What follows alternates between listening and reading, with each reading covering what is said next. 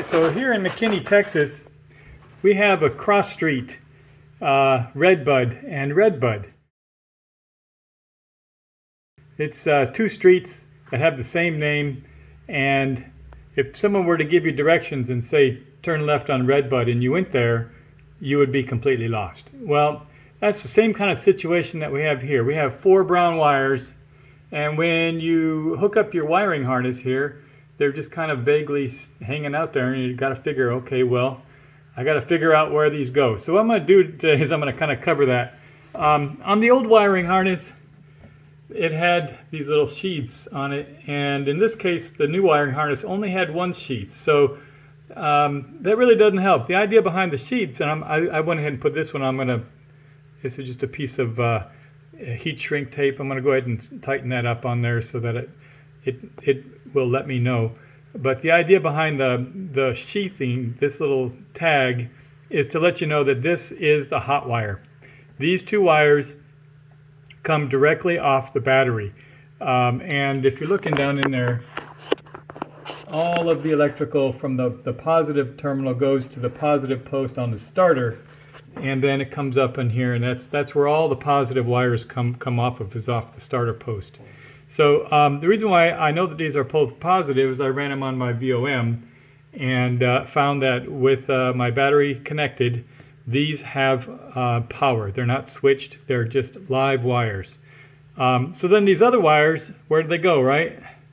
So I got my battery turned off right now, and what I'm going to do is I'm going to show you one of these wires goes to the headlight switch, and the other wire goes to, I'm going upside down here, the fuse box on the bottom set of posts right here, and that feeds the purple group of wires are for courtesy lamps and the truck switch and things that are commonly just always on without a switch. And so that's just kind of a rule of thumb there. So the bottom, whoops, where am I at? This bottom fuse connects to this, to one of these wires, right? And the other one goes to the headlamp. So when you're looking at these wires, the way that you want to test it is, go ahead and put your battery in and then test them. And if they're live without being switched, then you know that they go on one side of this little fuse. This little fuse is, I don't even know what to call it, the proper nomenclature is, but I can't find it on eBay, I can't find it on Moss Motors. If you know the name of this little fuse, let me know. I'd like to share it with folks. It doesn't come with the wiring harness, it has to come off the other one.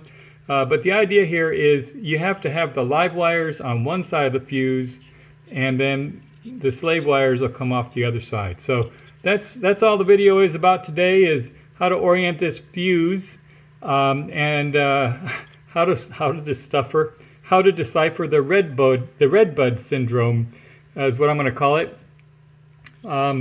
Which wire goes where, and they're all the same color, so it makes it hard for you to figure it out. But there you go. I just gave you the short track. Live wires go on one side, slave wires go on the other.